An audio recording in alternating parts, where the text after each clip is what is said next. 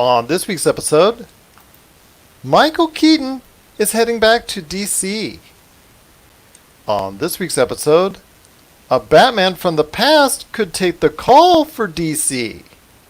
A lot of speaking out in the world of pro wrestling.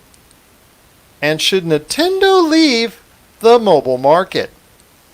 All this and more as we reach our next stop, the PCC Multiverse.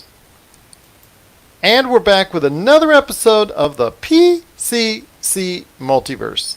This is Gerald Glassford from Pop Culture Cosmos and Game Source and Inside Sports Fantasy Football and the Lakers Fast Break. We truly appreciate everyone out there listening to all of our great programs. But it wouldn't be a PCC Multiverse without my good friend. He's our own Batman Beyond from Pop Culture Cosmos. You got to check out what he's doing today at popculturecosmos.com. Also his great podcast, Topicocalypse, and the revived, now alive again, Super BS Gamescast. And of course his book, which you got to check out today on Amazon.com or Barnes & Noble, Congratulations, You Suck. It is my good friend. It is Josh Peterson. What's up, man? Oh. What's up? What's up? You know, it's funny because I have been watching the Avengers stream, and I was not stoked about this game at all. But now I'm kind of getting hyped about it. I like the skill trees and the being able to play co-op with your own character. It feels like what I wanted Ultimate Alliance to be, and I'm stoked. I don't know if you guys got a chance to catch that live stream, but definitely check it out. It's kind of cool. With Donald Blake, Thor. Yes. I mean, the only thing is that for me, they used a lot of industry-known voices like Troy Baker and Nolan North, and Jennifer Hale, I believe, is also in the mix, if I'm not mistaken. Could be wrong on that one, but she is the major voice for voiceovers. And I'll tell you what, that's great, and obviously they're very skilled, but for me, kind of, if you're going to spend the money on the licensing, you got to go all the way. A lot of the stuff that they can do, they could just grab the stuff from the actual actors themselves that were part of the Marvel Cinematic Universe and get their likenesses. Spend that extra money. It's not that hard. I mean, your budget's already going to be about $150 million already. Why not go all the way and spend that extra $10, $20 million to make it really something substantial? That's just my deal. Although, again, it is looking pretty good. I will give you that. Can we just freeze this moment in time and recognize this as one of the few times that me and Gerald actually fully agree on something? I too feel like the voiceovers should have been done by the original actors, and it really threw me off seeing that trailer at, was it E3 last year where they premiered it? Yes. It really threw me off not hearing Chris Hemsworth in the voice of Thor. I'm sitting there listening to it like, why you have such a golden opportunity here and you're blowing it. But voiceover aside, I'm not fully on board the game yet, but I'm the hype level, it's building. It's building, but it is Square Enix. So sometimes when you get those companies that are not fully understanding or aware of the impact of the Marvel Cinematic Universe, maybe they just don't get it, or they're trying to save a buck or two. But again, to me, you could get by through a lot of flaws in your game that are out there if you have those likenesses, if you have those voice effects, if you have Chris Evans and Robert Downey Jr. and Scarlett Johansson and the whole nine yards. To me, you could get by with any little mistakes in your gameplay, or if you do too many of the touch controls or the stuff that's out there that we're seeing, the quick time events and all that we're seeing that I think maybe they're relying a little bit too much on that I can see already in the gameplay. You can get by on all that if you have those actors that are there. Nolan North, Troy Baker, Jennifer Hale, as good as they are, it just, in this case, I'm not sure if it was the right call. Yeah, I also feel like connectivity goes a long way, right? Like if you have those voices, it feels connected to something that you're already familiar with, and I think that would have been a great, launching pad for this game. Well, we're going to talk about a lot of more stuff in the superhero realm here coming up with DC as a major name comes back or is looking to come back into the DC universe. Maybe even more than that. So we'll talk about that here in a sec when it comes to the new Batman possibilities that are out there. Plus, also as well, we're going to be talking a little bit about Disney changing up its rides a little bit, and also as well, Cyberpunk 2077. That came out with some more footage, an extended trailer, and a big, almost 30 minutes worth of new footage that's out there. So we're going to talk a little bit about that here on the back end of the show. Plus, also, Nintendo could be getting out of the mobile market. There are rumors to that effect. We're going to talk about if that's a good thing or not. Plus, also as well, to remember the great Joel Schumacher, who directed many a film during the 80s, 90s, and 2000s. We're going to be talking to Noe and Fine as he remembers Joel Schumacher and the great work that he did. Plus, also as well, we have Steve Kane. Steve Kane is here to talk about the speaking out movement coming up right here in professional wrestling. There's been a lot of speaking out on social media as far as some people within the professional wrestling industry having some real issues with, as far as sexual innuendos, just really a lot of bad stuff going on within the world of professional wrestling in the past few years, and it's finally come to a head. A lot of wrestlers have been terminated because of it.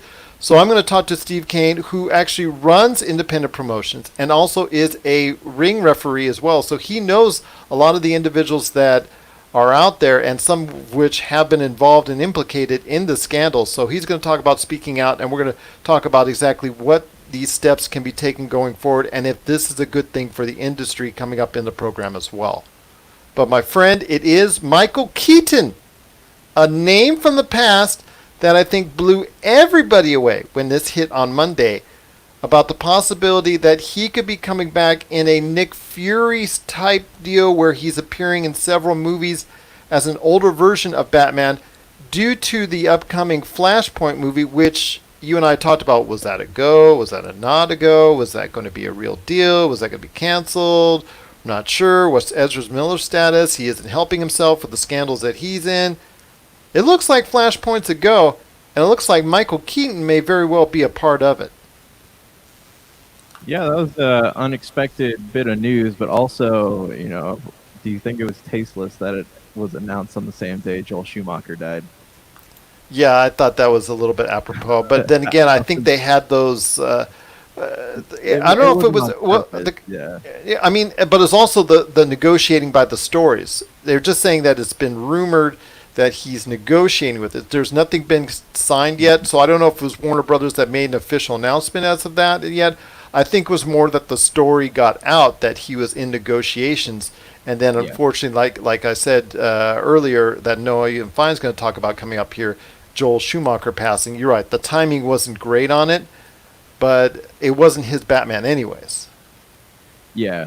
So, I mean, back to your... Well, I mean, it was a continuation. Oh, yeah, you're right. He did do the sequel, Batman and Robin, but he did not... Yeah.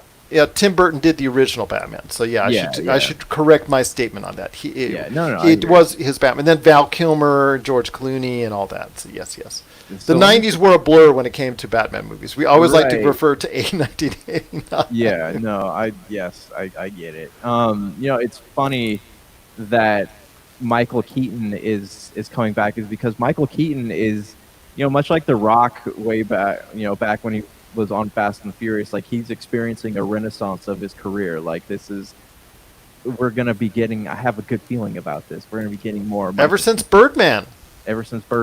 Now I just want someone to run a petition. I want Kevin Bacon to come back. I want to see that happen. I want to see him go back to the role of Trimmers and then jump into the Marvel Cinematic Universe, Jurassic Park, the likes.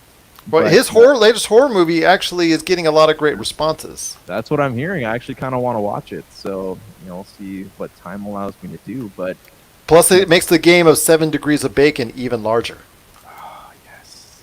Just think if he was in the Marvel Cinematic Universe, it would just that game would explode. Yeah, seriously. I used to love those direct. I know this is off topic, but those DirecTV commercials. Was it DirecTV where the lady goes, my wife says, or the guy goes, my wife says I look like if I watch any more Kevin Bacon, I'll turn into him, and he's got his fingers crossed. But back to your question, I think it's cool. I mean, I don't know how it's going to happen. And, and Flashpoint is him. He changes everything, and that's like they kind of allude to that. I don't know if anyone out there has seen the Justice League Dark Apocalypse War movie, but I mean that's how they Flashpoint is a main focus of that story, and how they kind of wrap things up. But I mean, he goes back and he changes things. I don't know so much it's him going into other worlds, but it's him like merging different versions of worlds. And, that's where the whole multiverse thing comes in. He jumped into the CW Flash, and it's a very smart move on their part to kind of say, hey, we have this multiverse, we're going to weave it all together. So it makes it feel like all the properties that we love and grew up with, all the different iterations of these DC characters, it's all connected. My one fanboy desire would really love to see the Flashpoint create some kind of ripple that makes Christian Bale's Batman the Batman of the DCU. That would be like a dream come true. But I think it's really cool to have Michael Keaton come back, and I would hope that it's more than just a one-off. Maybe he could be part of a bigger part of that universe. I know they're alluding to him being the Nick Fury, but I want to know your thoughts, man. Obviously, you've posted a lot of articles about this, so I'm curious to know what's going on in that head of yours. I'm Batman. No, I'm just kidding. I had to say that. I will say this, that I'm happy that Michael Keaton will play a role in it, as similar to what you could possibly see from Nick Fury going forward and what you've seen Nick Fury do in the past, just periodically tie things together. Like, he is the binding thing that people need to look forward to in seeing, as far as the connection between all these different characters within the Marvel Cinematic Universe. We could see the same thing from him or Superman, because Henry Cavill is also going to be signed to several movies, not any of which are, as of yet, going to be Man of Steel 2. So you could see those two tying all this together. I would like to see Christian Bale's Batman in it, just like I would like to see all the Spider-Man from the past being tied into, if they go into that multiverse type thing. But I also want to say, is there room for Ben Affleck? I still think there is. I still think there is room for Ben Affleck, Batfleck, and all that, but I'm not sure if he has a desire to do it beyond the Zack Snyder cut. We'll wait and see if that revives his interest into it.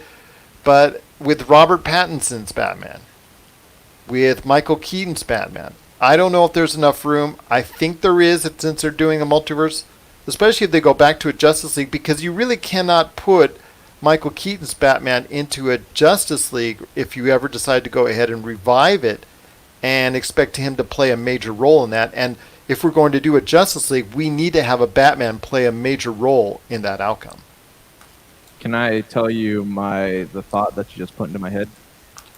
I'm scared that I put something in your head, but okay, go ahead.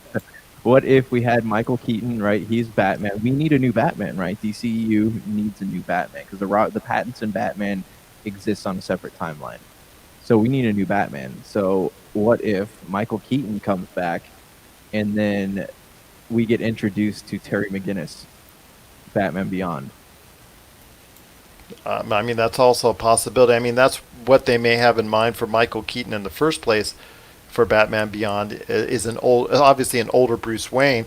They even talked about bringing back, from the guy from Negan from The Walking Dead, who played the role of Thomas Wayne, and having him involved in this process as well. So, he could be a major part going forward as far as Thomas Wayne playing it from that standpoint, like you said, with Batman Beyond. So there's so many different possibilities, but it's exciting, I think, to talk about the DC universe once again, because there is more going on. I mean, you and I, for the longest time on our shows, if you've listened to our shows quite a bit over the years, you understand our frustrations with the DC universe. And yes, it's still scattered. It's still out there. But to me, it's a better scrambled eggs on the plate. It's a better set of scrambled eggs in the pan that's cooking than what they've had before, because they do have some hits in the Joker and possibly what's coming up with the Batman trilogy from Robert Pattinson. and also as well, and Matt Reeves directing. And then they have Wonder Woman now, and then they also have the Aquaman in now. They have those hits, plus they have Shazam, Black Adam, like we talked about before on our previous podcast. I mean, there's just so many things now to look forward to in the DC universe. It's so much better than it was maybe a year, 2 years ago. Well, there's hope for it now. You know, they kind of like, there was no hope for it before because they were saying, hey, we're not going to do another Justice League film. Henry Cavill might be out of the Man of Steel position. You know, Wonder Woman was like, there's no official release date because it keeps getting pushed back farther and farther. When is Aquaman 2 going to happen? Nobody knows. Like, it just felt like it was kind of fizzling away, but now they have a pretty strong slate of movies planned, and I think the whole, because DC has ever since their inception, they have dealt in multiverse stuff. You know, Crisis, Infinite Crisis, Crisis on Infinite Earths. You know, Marvel has kind of played around with that stuff a little bit, but DC from the beginning has made it known that they have all these different heroes on all these different timelines, and they each have their own, you know, their own story arcs, and that's something that I think it's really cool that they're weaving this all together because it feels now like there's a point to watching everything. And for people who have story OCD like me, like it's going to be an insane binging session. It is going to be just a deep binging session for everyone out there that wants to go ahead and delve into it, because the DC universe is now exciting again with all these possibilities of what could be going on. I just hope there's someone at the top at DC and Warner Brothers that's able to navigate it, that's able to put it on a whiteboard or a chalkboard, whatever board, or a blackboard or whatever board, and just go ahead and just write it up and make sure it makes sense going forward. You and I both talked about us wanting more Justice Leagues to be that whole arc to be told. I'm hoping that that's the case, because I love it when they finally all come together for something. I was so disappointed that Justice League didn't work out, but I'm hopeful for the future with the Snyder Cut. I know you are as well. And now with the multiverse aspect coming out, and talk about aligning even possibly the TV shows that are on the CW with what you see on the film screen and the movie screens out there coming up and going forward in Flashpoint, which is now at, I guess, the certainty at this point. It's nice to see that Michael Keaton, and possibly even, get this, Michelle Pfeiffer's been rumored to revive her Catwoman. All these things that you could possibly seeing out of it are truly something to look forward to once again. What are your thoughts out there on the DC universe possibly expanding with Michael Keaton returning to the role of Batman? Share us your thoughts, popculturecosmos@yahoo.com. Also Pop Culture Cosmos, Humanica Media, and Game Source on Facebook, Twitter, and Instagram as well.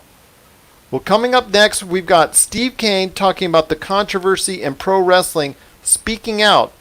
That controversy is coming up. We're going to talk about it, about all the things that have gone on with it. And then right after that, Joel Schumacher will be remembered by our own Noah Ian Fine. And then after that, Josh and I are going to be talking about Cyberpunk 2077, Nintendo getting out of mobile, and Disney changing its rides, coming up at the end. This is the PCC Multiverse. All right, it's Gerald Glassford coming right back at you here on the PCC Multiverse. It's the back end of the show here, and we cannot thank enough Steve Kane and Noah Ian Fine for stopping by on the program. Please check out their work today, whether it's on all the stuff that Steve Kane is doing, and check out his great show, TNT. Check out that show on Block Talk Radio or wherever you get it, on any available podcast outlet. And of course, Noah Ian Fine on Hunnick Outcast. And check him out on our Monday show, which is going to be our 200th Pop Culture Cosmos. So that's a big celebration going on, upcoming on Monday. But before we head on out here, we got a lot to talk about. And that's going to be, first off, I want to go ahead and ask you real quick, did you see the footage from Cyberpunk 2077? I know they went into detail about the customization, but when it came to the gameplay, it didn't look anything really that extravagant out of the realm, but what was there looked kind of nice. It did. Like, I don't know, watching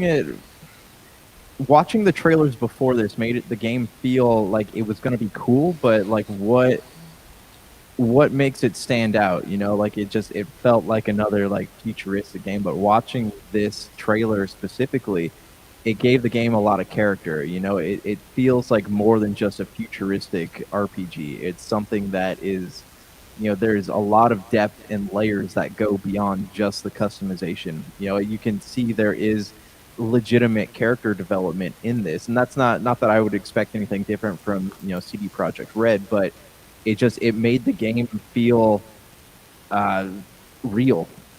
Because just, you know, after all these, like, all this talk about it being pushed back and then, you know, giving us a release date, it made the game feel real and tangible, and I am excited about it. I mean, I've always been excited about it, but it created a, I don't know, it raised the hype for me, but it also, like, gave something depth that we don't really know anything about yet, and that felt kind of cool. Well, the depth of the, I should say, the depth of the customization, yeah, it's getting really deep there too. That's all I'll say about this. It's a family-friendly show. I want to keep it family-friendly. Yeah, I know. Yeah, that's a whole other bag of cats here, but it's like that whole Michael Crichton scenario, right? Just because you have the ability to do something, should you do it? I don't know. What I want to ask is, by putting all that extra stuff in there, does it take away from the real game? And that's something I think a lot of people want to go ahead and check out when the game comes out. It was recently delayed to the end of this year, or near the end of this year, so I'm curious to see what happens if they'll go ahead and delay it. Well, yeah, right. November 12th was the release Yeah. date. They popped up today. But don't be surprised if they delay it even more. So that could be an issue. But right now they're targeting that November 12th date. That's coming out just before the whole Black Friday and holiday shopping season. So I'm looking forward to Cyberpunk 2077. It looks really good. I'm not going to deny that. This is just a big game in scope and ideals and things that you know, they want to go ahead and do, the developer does, you know, which we know so well from The Witcher 3. Are they up to the challenge? Are they up to the task? We're going to find out. I mean, I don't want to hold my hopes up too high, because when you do things like that, you're going to be left out, yeah, and you're going to be let down. I mean, we saw what happened with Fallout 76. A lot of people were really enjoying that, like real hype up. You know, oh, it's Bethesda, they can't blow it, and then they ended up blowing it. We've seen so many other games that they've really been disappointed. I mean, right now, The Last of Us 2, which has been a critical success, is being, you know, divisive to a lot of people out there as far as their thoughts and their reviews out there. So is it because the content? Yeah, is it because the actual game? It's the actual game, and it's also like the content. It's the content. The content, yeah, and the fact that it's causing people's PS4 to sound like helicopters. Well, it's also the content about, you know, a lot of things that are going on and taking place, and a lot of social issues that go within the game. I think a lot of people are upset by that. But again, that's neither here nor there. I think it's a quality game. I've seen extensively of a lot of the footage and whatnot. I haven't had a chance to play the game yet. I'm actually streaming on occasion The Last of Us on our own Pop Culture Cosmos Twitch channel, but that's another issue entirely. But Cyberpunk 2077, it looks really good. I'm reserving my expectations for it, because, like I said, this is living up to. I'm hoping it will live up to the hype. I'm not sure of that. And in the video game industry, once you've been around it as long as we have, and been to enough E3s, you've been to enough press conferences, you've been enough to PlayStation experiences, etc., etc., etc., you learn and you listen. And you see these developers promising you this is the greatest thing since sliced bread, and don't deliver on it. And that's why I'm very apprehensive, but I am hopeful that Cyberpunk 2077 will live up to its lofty expectations. And what are your oh, sorry, one more thought. Like, before we move on, like, yeah, like you said, right, with The Last of Us 2, the content-wise, like, I'm excited about Cyberpunk, but I also feel like there's so much, I don't know what the word, like, wokeness going on, that they're kind of courting controversy, and that concerns me a little bit. Well, we'll see what happens when it comes to Cyberpunk 2077 when it drops November 12th. We'll be letting you know more about it, you know, as we get more news on it right here at the Pop Culture Cosmos. What are your thoughts out there on Cyberpunk 2077? I mean, are you excited for it? Are you just worried about it, that it might not live up to the hype? Share us your thoughts, popculturecosmos@yahoo.com. Before we head on out, my friend, two quick things. Nintendo is rumored to be getting out of mobile after what it's doing now with the Animal Crossing platform that they have on mobile. I mean, for years, you and I were talking about this untapped market that Nintendo could have and make, I was just joking when I said this, trillions, but still, they can make a ton of cash on it. But it hasn't really transpired the way that they wanted to. Is getting out of mobile the answer? I think they're doing it a little bit early. I think they're not really giving it a chance. I think they're being impatient if they ultimately do decide to get out of the mobile market. It's like walking on a glass floor, right? You have to make all the right moves or else you'll fall through. I think that they have, the Mario Kart game was cool. Mario, it was the Dr. Mario game. Was that Dr. Mario? Well, they had like you said, the Mario games, but they both had extensive amount of microtransactions. Yeah, and that's kind of what has been turning people off. If they were to make a game, make like an Animal Crossing or just like a Mario game that was free of all that stuff, and you just paid a flat fee of $30 for this game or $20 even, or a lot of cosmetics. I mean, how does Fortnite do it?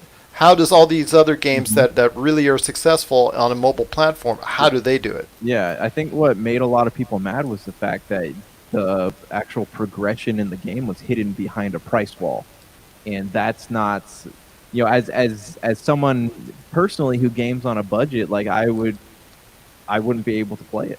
It's just one of those things. Like, it's either, do I want to play the next map on Mario Kart or do I want to buy myself dinner? It's really that simple.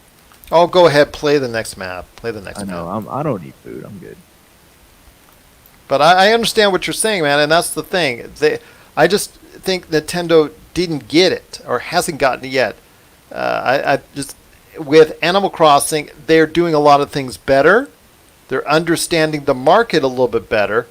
And obviously, Animal Crossing, and we've talked about this before, especially with the turnip prices and all that, they're understanding that this could be something that they could profit from. But obviously, they don't feel or have enough patience, according to what I'm seeing on the reports online that are out there and the rumors that are out there as well, that they may not have enough patience to go ahead and stay with it, which I think is a disappointment because, again, Josh, they have a lot of IP out there that they could go and put on a mobile platform and make a lot of money if they understand how to address and how to go ahead and market properly to a mobile audience.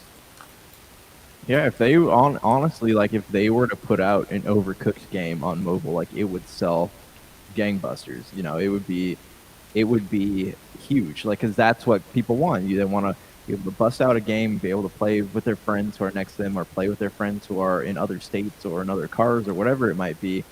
And that's the kind of people that play Nintendo, right? It's the kind of people who, you have your Switch, you have like the online connectivity. Like, it's not, people don't want single, like, games they have to play by themselves and then have to be able to pay money to progress. Like, that's not, I don't know how Mario Kart works, but I mean, that's just not, the microtransactions become infamous in these phone games, and it's just not what people want. At that point, the Switch is already mobile. Why don't I just take my Switch somewhere and play that instead of, paying money to play something on a cell phone? Well, it is something that I hope they reconsider, or that the rumors that Nintendo may be leaving the mobile market are not going to come true or come to fruition, because I'd love to see Nintendo continue to try to build quality games. I mean, they do such a great job on the Switch. I can't see why they can't do a much better job of promoting and developing great games for the mobile platform. It's a question with them of them having the desire to put their resources and assets fully into it. If they fully go into it like they do on the Switch, I don't see a reason why they couldn't be the biggest developer out there in a mobile platform outside of maybe Apple themselves. Yeah, if they did that right and maybe created some kind of Switch-like controller dock for the phone, like, I honestly don't see why, they couldn't be big. Well, we'll have to wait more and see if that's going to be the case. Nintendo actually does end up leaving the mobile market. I'm hoping that's not going to be the case, but you never know with Nintendo. What are your thoughts on Nintendo possibly leaving the mobile market? Share us your thoughts. Pop Culture Cosmos on Facebook, Twitter, and Instagram. Or even popculturecosmos@yahoo.com. Well, before we head on out, I want to go ahead and talk a little bit about Disneyland. It's the Disney World. They're still having their troubles as far as opening, staying open. Disneyland has been delayed again on its opening. But Splash Mountain, basically a lot of people have had issues with it because the theme forever when you go to Splash Mountain, when you take that ride, is the Song of the South.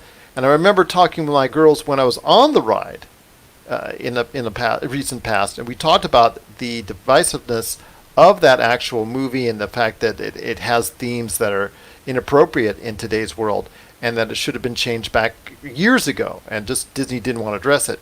Well, now they're finally addressing it with a change from that to Princess and the Frog, a more modern telling and a more positive telling of a story that I think a lot of people should go ahead and check out if they haven't checked it out already. So that theme is going to be there for Splash Mountain. I just hope the ride stays there because I really like Splash Mountain. But I want to go ahead and talk to you about that as far as you talked about the wokeness. You talked about the cancel culture and all that as far as the culture wanting to go ahead and change. I think this is a change that was a long time in happening and that should have happened a long time ago. I just think Disney was too lazy to go ahead and make those changes.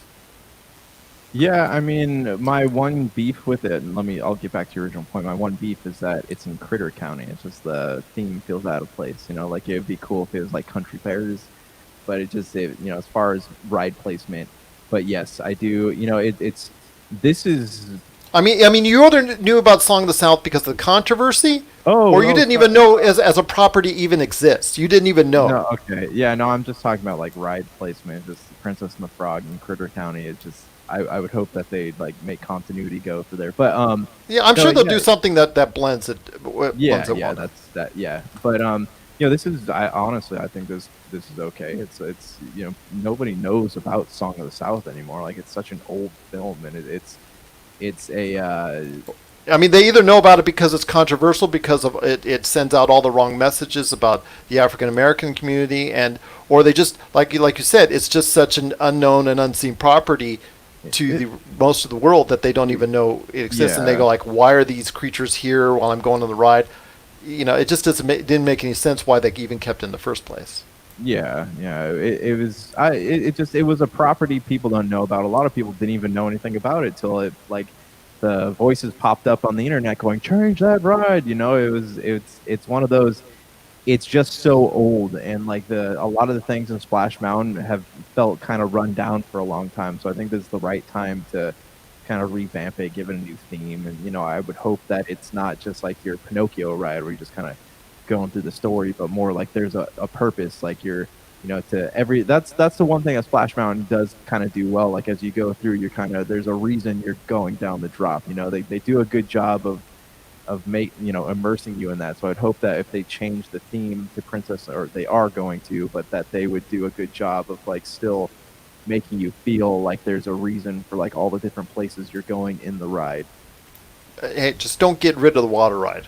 I love water rides. Love water rides. Yeah, well, I mean, like look at Knott's Berry Farm, right? Like even in that one, it's like you slowly do the as you're going up on the log ride, and you actually hear them go, look out for that TNT. Like it feels like you're like, oh, I'm running from dynamite. That's why I need to go down this giant hill. So I just would hope that there's like something like that in the Princess and the Frog ride. But no, I think it's the right move.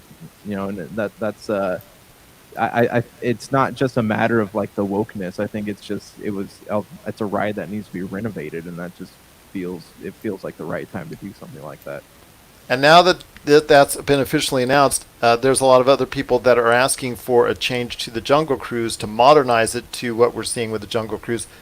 You're saying no. I'm saying yes, as a way to advertise the movie itself. Now that the movie's been delayed, just modernize it.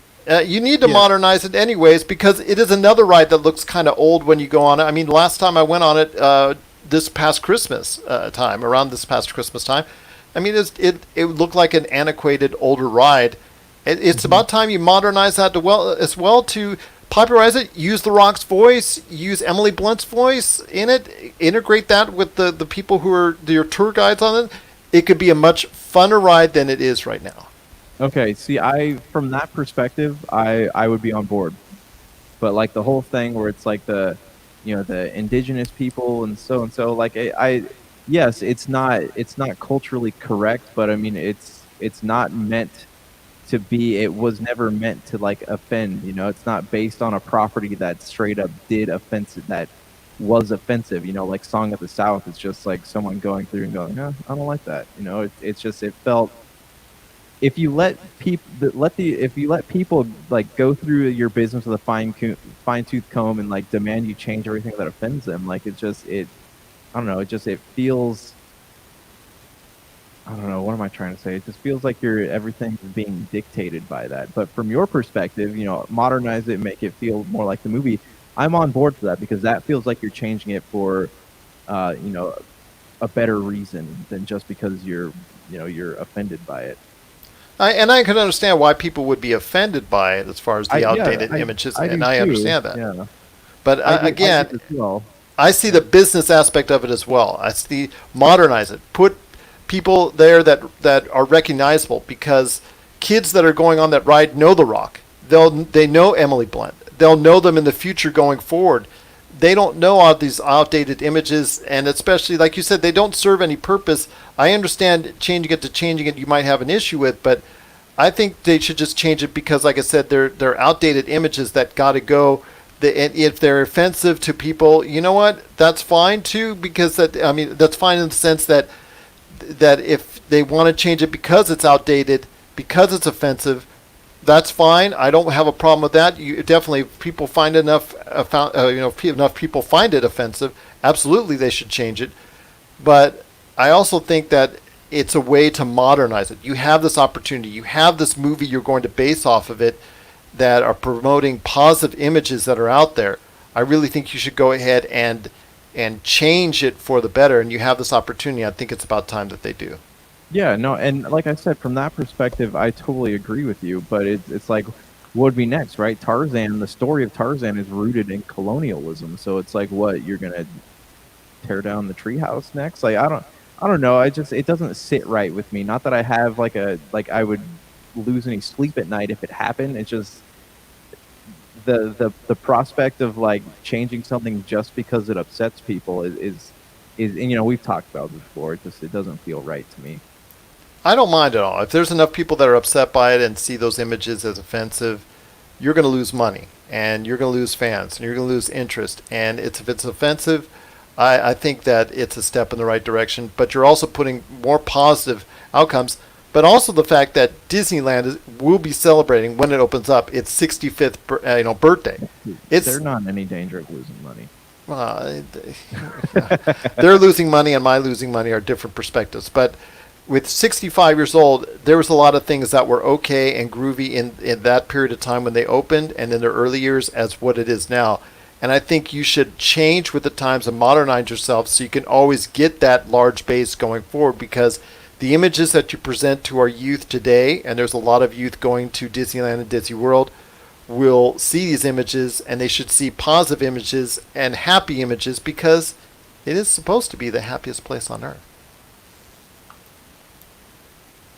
And the most crowded place on earth. Though with the whole reopening thing, I'm curious how crowded it's going to be these days. But it still might be the most expensive. It's going to be probably a lot more expensive. But can you imagine though, like having to do a lottery to go to Disneyland? Wouldn't that be insane? That would be insane. But I'm telling you right now, I think it would be a good change for the Jungle Cruise to modernize itself. I would also think it'd be a great change, and I think it's going to be a great change, that Splash Mountain is getting a modernization and a change to a more positive outcome with the Princess and the Frog going and replacing the theme of the Song of the South. What are your thoughts out there on the modernization and the changing of some of the rides, starting with Splash Mountain at Disneyland and Disney World? Are you as positive on this as we are on it, because we're liking what we're seeing on as far as the changes for a better audience, for a younger audience to see these positive outcomes going forward? Share us your thoughts, popculturecosmos@yahoo.com. My friend, it's been a great episode. I cannot thank you enough for being a part of it. Want to go ahead and thank again Noah Ian Fine from Honey Queen and also Steve Kane for showing up on today's program, for talking about speaking out and all that. Once again, on Monday's show, it's going to be our 200th Pop Culture Cosmos, so I hope you'll get a chance to check us out. Any last thoughts on the way out? Yeah, it absolutely blows my mind that Mike Mignola did the animations for Atlantis. I don't even, for years, that has been bothering me, wondering, like, why does that animation style in that movie look so familiar to me? And I finally placed it. Mike Mignola of Hellboy did the character and set designs of Atlantis. Random, but fun fact. Well, there you go. There you go. I want to thank the 2,000 subscribers now that are following us on Podbean, and all the people that like us on YouTube and on our Facebooks and Instagram. Everywhere you follow us, we just cannot thank you enough. If you get a chance, please give us that 5-star review on Apple Podcasts. Like all the stuff we do. Get a chance to share all the stuff we have, because if you like what we do here at the Pop Culture Cosmos, we always can use your help. Thanks for clicking on that Super BS. Like, we were curious how many people would be interested in hearing us talk about games again. So appreciate that. Next episode will be up next week on Pop Culture Cosmos. Looking forward to it, my friend. Looking forward to it. So for Josh Peterson, this is Gerald Glassford. It's another beautiful day in paradise right here in the PCC Multiverse. We thank you for listening. And here's hoping you have yourself a great